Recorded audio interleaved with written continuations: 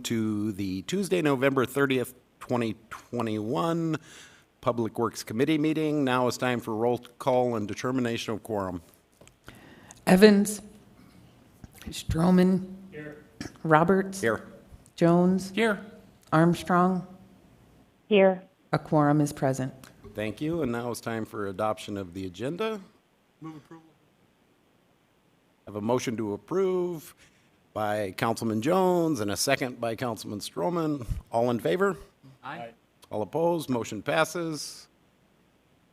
Now it's time for general public comment. This is a time for members of the public to discuss or express concerns to the committee on any issue not limited to items on the agenda.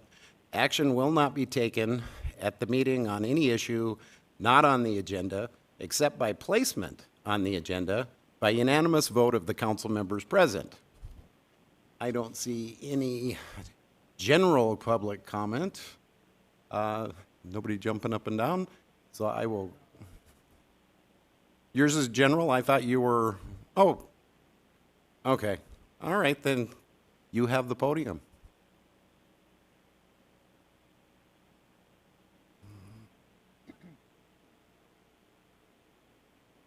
I thought it was on the uncollected utilities. Go ahead. Okay, are we on? You are. This is really just a general question about policy. You've got a resolution here to write off uncollectible utility bills. Back in 2019, we had a tenant who had this happen to them. Our water was shut off, and it actually impacted 2 of our tenants. And it was a very expensive lesson to me on these costs that are associated with this. So I would really be interested in if you could point me to somebody who could answer my questions about the general policy as it relates to late charges, red tag fees, penalties. How do you determine when you stop those? What makes a debt uncollectible? And then what portion of that can you actually write off? Is it the whole thing? Is it part of it? Is it based on a policy from the city, or is it based on general accounting practices? It would help me understand this a little better with what happened with our tenant and some of our other things that we have going on with our real estate holdings as rentals.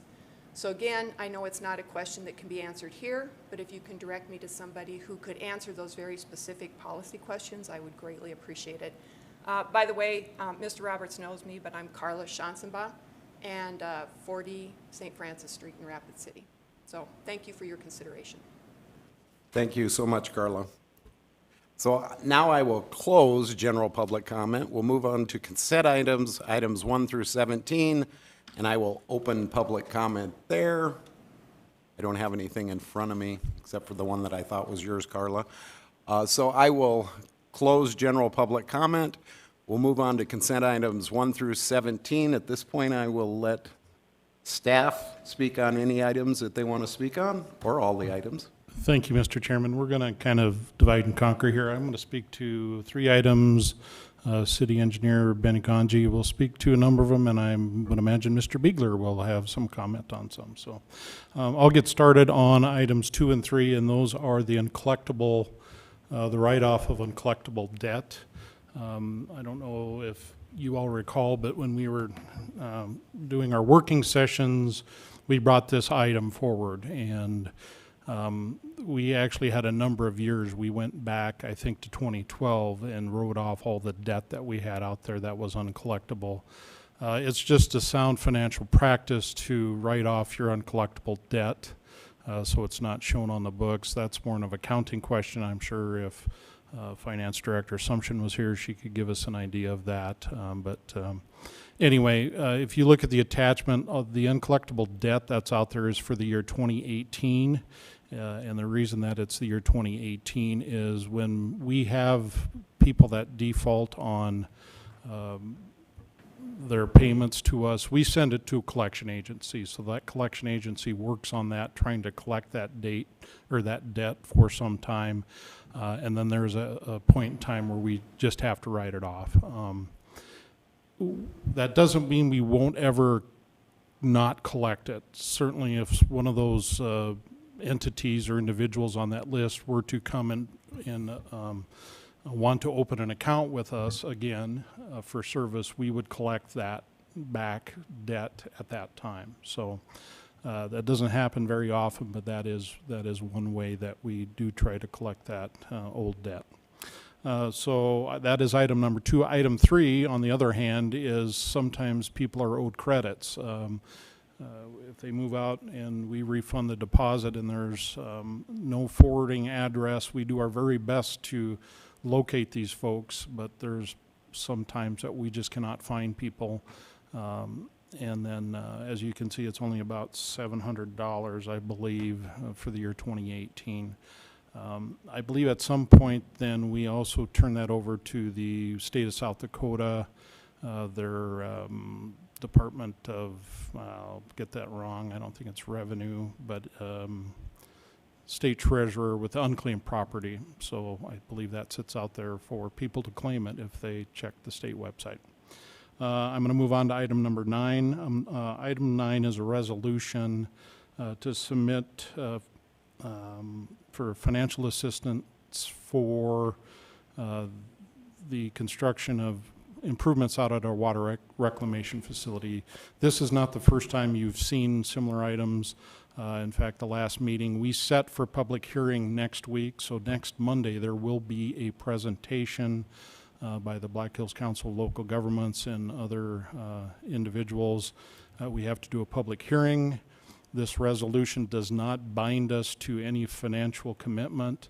However, it is part of the process for us to apply for state funds to help construct our improvements that are necessary out of our water reclamation facility. So those are the 3 items I wish to talk about. I'm going to turn it over to Mr. Ganji, and he'll address the other items on the agenda that are Public Works.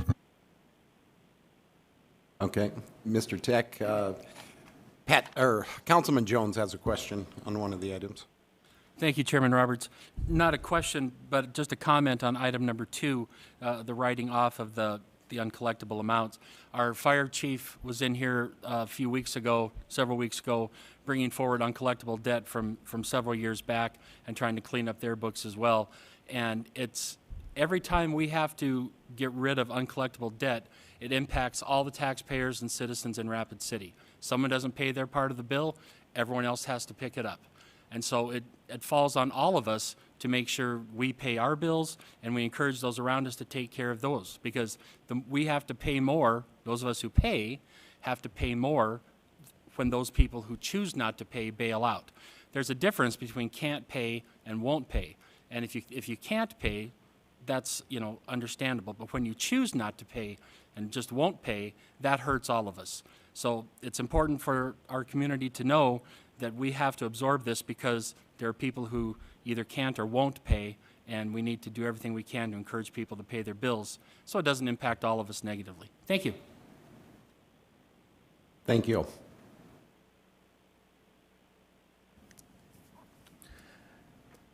I'll be going over items 4, 5, 6, 7, 8, 9, and 10 through 14.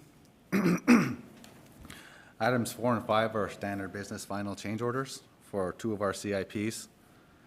Item 6 is to sign an agreement between the city and Ferber Engineering for our Signal Hill reconstruct project that's going on up there. Item 7 is to actually advertise for bids for our St. Cloud reconstruction from 5th Street actually to where our design starts for Signal Hill. And number 8 is a funding adjustment, just an internal administrative, no cost, just for accounting purposes. Item 10 is a time extension for Long Branch Engineering. 11 through 12 are sidewalk variances, all of which staff supports, as well as item number 10. So if you have any questions on any of these, Okay. Yes, Mr. Jones has a question on number 5. Thank you, Chairman Roberts. Item number 5, when I was looking at the increase, it seemed like the majority of that increase was for materials for that project. Can you just explain that a little more? Was it just a misbid, or was there a need at the end to add more, or just explain that a little bit if you would? So this is a rehabilitation project, and so from the moment we start this project and gather information on this, the state of the road is deteriorating from the moment we build it. But when we gather our information to the time we construct, it's further degrading. And that time frame is somewhat difficult to judge sometimes. We do our best, but sometimes it's further than what we anticipate, and that's what this was. It was just further degradation from the time we gathered our information to now, and it's just adding more. I mean, it was just, And that further degradation means you need more materials to finish the project, right? Absolutely, Very yes. good. Thank you. Thank you, Chairman. Thank you. Councilman Stroman? Thank you, Chair. May I speak to Mr. Ganji also about 5, 6, and 7? Absolutely. So, Ben, on number 5, that's Cleveland and Oakland. That's over in east side of town, right? Ward 1, it's near, Or, it's Cleveland Street. right, okay. And that landmark there. Something we all know. And then 6, Signal Drive, is that out in the valley, or is that? it's Star Village area. on Okay. top of Signal Hill there. And then number 7 is Highland Court, and you said that ties in with that? Yeah, it would be on the west side of the hill, basically connecting from Star Village down to Fifth Street. Okay. And so these are all street repair or restoration jobs that are part of a regular plan that the city has to take care of the streets, correct? Correct. And when those come up on the plan, is it a 5-year plan? It's a 5-year CIP plan that we, moving target throughout. So we're constantly addressing the issues with street repair, and right now, they're still doing work out there as the weather holds, is that? Oh, there's always routine maintenance with our street crews and utility crews that they try to do their best to maintain what we have right now. Okay. I guess wanted to point out that this appears to me to be a continuous process, that the city is always addressing the needs for street repair, and granted, no, it doesn't get done as quick as we'd all like it to because there's a limited amount of money to do it. Is that right? That's correct, 100%. That's really all I have. Thank you, Chair. Thank you. Laura, is there anything you'd like to comment on? Guess not. Public Works, are you through with everything? Mr. Beegler, would you like to comment on your items? Yes, I would. Thank you, Chairman Roberts. Item number 15 is we're seeking authorization to purchase a new pickup for our cemetery division. Actually, we received a purchase authority from council back in February to purchase a 2021 vehicle. However, because shortage of inventory, they were not able to complete that request. So we're coming back to you to seek authorization to get a 2022 vehicle. They will be honoring their 2021 price that we got, so it's a good deal, although it's taken a little longer than we had hoped to get that vehicle. Item number 16 is we're seeking authorization from council to conduct our 2021-2022 annual deer harvest. This year again, we will be harvesting up to 250 deer from within the city limits. We arrive at that number based on a deer survey that we conduct. We did this in October, and those numbers we gave to the South Dakota Department of Game, Fish, and Parks, and based on that information of what we observed out in the community, they recommended up to 250 deer be harvested this year. So that's what we will be looking for again this year. And then item 17, although it's from the mayor's office, this is a reappointment of 2 members currently on our Parks and Recreation Advisory Board, reappointment back to that board for another term. Thank you. And Councilman Jones has a question. Thank you, Chairman. May I address Mr. Beegler? Thank you very much. Mr. Beegler, I almost had a deja vu moment here because about a year ago at this time you were asking to do the deer harvesting, and I remember asking the question, where can people make donations to help pay for the processing of that? Because if I recall correctly, that meat goes into the the food bank or needy places like that, is that correct? Correct. All of the meat will be processed and donated to Feeding South Dakota. So how can people help pay for that, for the If they would processing? like to submit a donation, they could certainly do that to the city and just identify that donation as going toward this program, and that then would be used for that. We do get a donation from the Black Hills Sportsmen as well as the Sportsmen Against Hunger to assist with the processing of the meat. So that's a very welcome donation from those two groups. But you still are accepting donations to help pay for it? Always. Okay, very good. Thank you. Thank you, Chairman. Thank you. If we have no more questions from the committee, I will ask for, if somebody would like to make a motion for items 1 through 17. We have a motion by Councilman Jones, a second by Councilman Evans to approve items 1 through 17. All in favor? Aye. All opposed? Motion passes. Move to adjourn. Second. Have a motion to adjourn and a second. All in favor? Aye. We're adjourned. Thank you very much.